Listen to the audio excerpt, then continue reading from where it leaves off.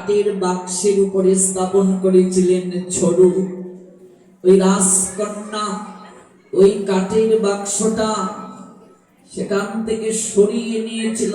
মাটির গোপাল তো জোর করে টেনে হিসড়ে কাঠের বাক্সটাকে নিয়ে গিয়েছিল, যেতে ধরে ঝরু ছাড়বে না। মহারাজ এসে আদেশ দিল, মেয়ের যেহেতু বাক্সটা পছন্দ হয়েছে দিয়ে দাও। বলছে আমার গোপাল, বলছে অত পুতুল, বলছে ও পুতুল নয়। ঝরু বলছে ও পুতুল নয়, ভক্তিহীনের কাছে পুতুল হয়, মৃন্ময় থাকে। হৃদয়ে যার প্রেম আর ভক্তি আছে তার কাছে মৃন্ময় ভগবান চিন্ময় হয়ে যায়। তার সঙ্গে মদন গোপাল কথা বলেন, হৃদয়ের প্রেম ভক্তি আস্বাদন করা। বাক্সটাকে টেনে হিসড়ে নিয়ে গেল, মদন গোপালকে জোর করে নিয়ে গেল, আছাড় মেরে ফেলে দিল। মাটির মূর্তিটা ভেঙে গিয়েছিল। সেদিন ঝরু তার মাকে বলেছিল, ভিক সেই রাজভবনকে, যে রাজভবনে আমার মদন গোপালের থাকার জায়গা নাই। আমার গোপালের যেখানে থাকার জায়গা নাই সেখানে আর আমি থাকবো না, তুমি থাকবে না, না খেয়ে মরবো। আজ থেকে তুমি এই রাজবাড়িতে ঝাড়ু দেওয়ার কাজ বন্ধ করো, থাকবো না সেখানে। চলে গেলেন মাকে হাত ধরে রাজভবন থেকে, পিছনে আর ফিরে তাকান নাই। ক্রমে ক্রমে রাজবাড়ি শ্মশান হয়ে গিয়েছিল। যে গৃহে প্রভু থাকার জায়গা নাই, গুরু বৈষ্ণব থাকার যে গৃহে জায়গা নাই, সেই গৃহেটা শ্মশান তুল্য মনে রাখবে। যে গৃহে গুরু বৈষ্ণবের পদচারণা পড়ে না, যে গৃহে ভোর বেলা ঘণ্টাধ্বনি হয় না, শঙ্খধ্বনি হয় না, আরতি হয় না, সেই গৃহটা শ্মশান তুল্য। সনাতনী হিন্দুর বাড়ির একটা আলাদা বৈশিষ্ট্য আছে মা। সনাতনী হিন্দুর বাড়ির দিকে তাকালেই মনে হবে এটা যেন মন্দির। মন্দির কেন? বাড়ির সম্মুখেই তুলসী মণ্ডপ থাকবে, বাড়ির সম্মুখেই পুষ্প কানন থাকবে, পুষ্পের বাগান থাকবে। ভোরবেলা শঙ্খধ্বনি আরতির মাধ্যমে তাদের দিনটা শুরু হবে। সন্ধ্যায় তুলসীর মূলে সেজুতি জ্বলবে। হিন্দু বাড়ির একটা বৈশিষ্ট্য আছে, হিন্দু বাড়ির প্রত্যেকটা মন্দির তুল্য। প্রত্যেকটা বাড়িতেই ভগবানের একটা মন্দির আছে কি নেই? এটা মন্দির তুল্য। এই জন্য যে গৃহে ভগবান থাকার জায়গা নাই, গুরু বৈষ্ণব থাকার জায়গা নাই, গুরু বৈষ্ণবের পদচারণা হয় না, ঝরু বললেন সেটা গৃহ নয়, রাজভবন নয়, শ্মশান তুল্য সেটি।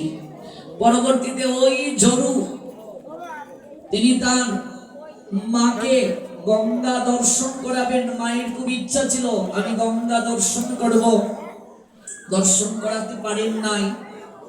শেষকালে ইচ্ছে ছিল আমি যখন দেহ রাখবো আমার এই দেহটা সুরধনী গঙ্গায় ভাসিয়ে দিস বাবা। তাই করেছিলেন ঝরু।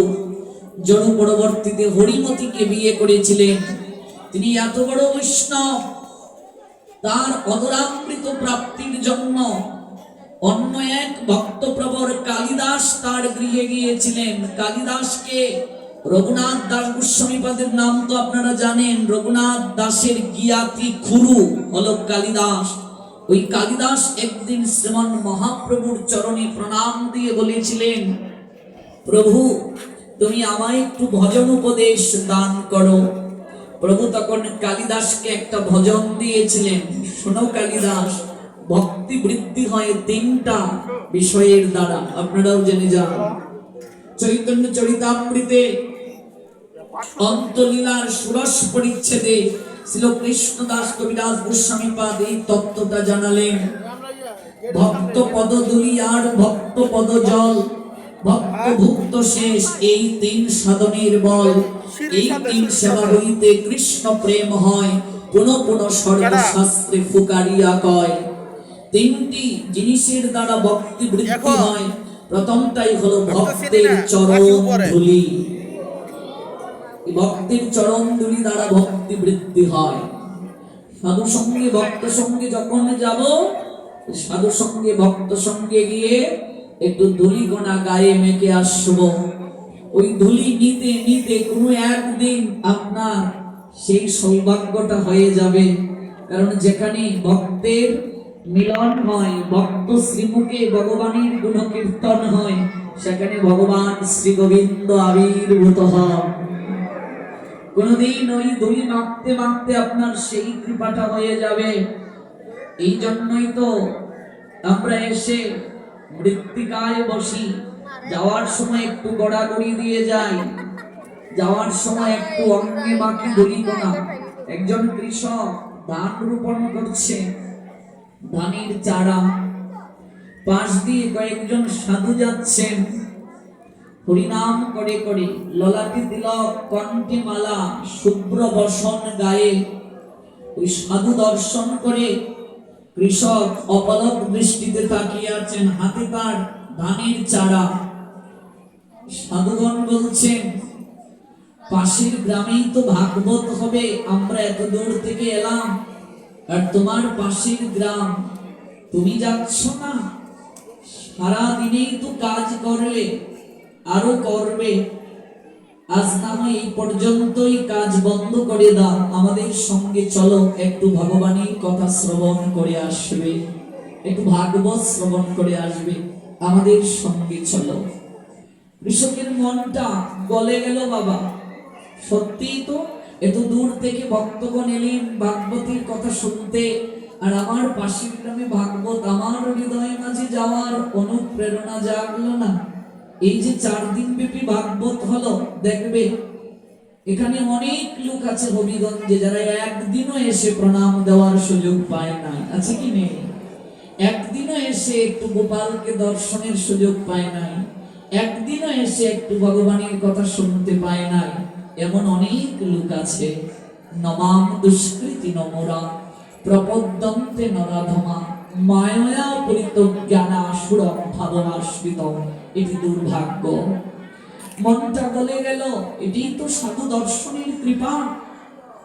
সঙ্গে সঙ্গে তিনি এ পর্যন্তই কাজ সমাপন রেখে দানের চারাগুলোকে ওই জায়গায় পুঁতে তিনি বললেন, একটু অপেক্ষা করুন, আমি গৃহে যাচ্ছি, ডুব দিয়ে বসনটা পরিধান করে আপনাদের সঙ্গেই যাব।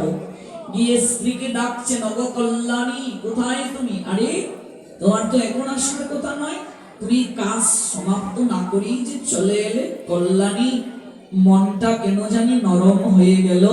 পাশ দিয়ে কয়েকজন সাধু ভাগবতী যাচ্ছেন, তারা বললেন, আমরা এত দূর থেকে এলাম, আর তোমার পাশের গ্রামে ভাগবত, তুমি যাচ্ছ না? অনেক তো কাজ করো, আজ না হয় একটু ভাগবত শুনবে। কল্যাণী, আমি নদীতে ডুব দিয়ে আসছি, তুমি আমার ধুতিটাকে এগিয়ে রাখো, আমি একটু ধুতি পরিধান করে ললাটে একটু তিলক সেবা করে আমি আজ ভাগবতে যাব। ওই নদীর জলে স্নাত হয়ে গৃহে ফিরলেন। কল্যাণী ধুতিটা এগিয়ে দিল, ললাটে একটু তিলক দিল। কল্যাণী, আমি তাহলে আসি। কল্যাণী পিছন থেকে স্বামীর হাতটা ধরে বলল, ওগো তুমি আমায় অগ্নি সাক্ষী রেখে 7 পাকে তুমি আমায় বিবাহ বন্ধনে আবদ্ধ করলে, আজ থেকে তোমার হৃদয় আমার হোক, আমার হৃদয় তোমার হোক, এই প্রতিশ্রুতি দ্বারা আমরা একে অপরের সঙ্গে আবদ্ধ হয়েছি।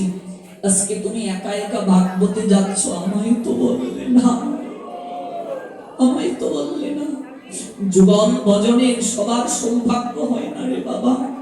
স্বামী স্ত্রী দুজন মিলে হরিকথা শ্রবণ, স্বামী স্ত্রী দুজন মিলে কৃষ্ণ ভজন, স্বামী স্ত্রী দুজন মিলে আরতি কীর্তন দর্শন প্রসাদ গ্রহণ সবার ভাগ্য হয় না। ও তুমি একা একা যাচ্ছ, আমায় আমায় নিয়ে যাবে না, আমায় নিয়ে যাবে না। কল্যাণী, তুমি যাবে? হ্যাঁ গো। কল্যাণীর দিকে তাকিয়ে দেখেন বস্ত্রটা বিভিন্ন জায়গায় ছিদ্রযুক্ত, খুব দরিদ্র তো, ছেঁড়া। ওগো, তুমি আমার বসনের দিকে তাকিয়ে লজ্জা পাচ্ছ, তুমি একটু দাঁড়াও, আমি বসনটা পরিবর্তন করে আসি। ওই পাশের ঘর ধনাঢ্য তারা, দরজায় গিয়ে একটু কড়াঘাত করলেন। দিদি, দরজা খুলে দিলেন গৃহকর্ত্রী। একটা ভালো শাড়ি দেবে, একটু ভাগবতে যাব। গৃহকর্ত্রী বলে উঠলেন, দামি শাড়ি চাচ্ছ, ভাগবতে যাবে? ওই শাড়িটা পরে তো গিয়ে মাটিতে বসবে। যদি বিভাগে যেতে তা না হয়ে দিতাম, কিন্তু যাবে তো ভাগবতে, গিয়ে মাটিতে বসবে। দামি শাড়ি পরে কেউ ভাগবতে যায়, মাটিতে বসবে, নষ্ট হবে না। চেঁচিয়ে উঠলেন গৃহকর্ত্রী। কল্যাণী মাথাটা নিচু করে প্রত্যাগমন করছেন। পিছন থেকে ওই গৃহের দাসীটা, কাজের মেয়েটা চিৎকার করে ডাকছে, দিদি, আমি পিছন থেকে সকল কিছু শুনেছি। এই নাম, এই শাড়িটা নতুন, আমায় উপহার দেয়া হয়েছিল, আমি একদিনও পরিনি, আমি এটা তোমায় দিলাম। এটা আমায় কেন দিলে বোন? এই শাড়িটা পরে তুমি ভাগবতে যাও।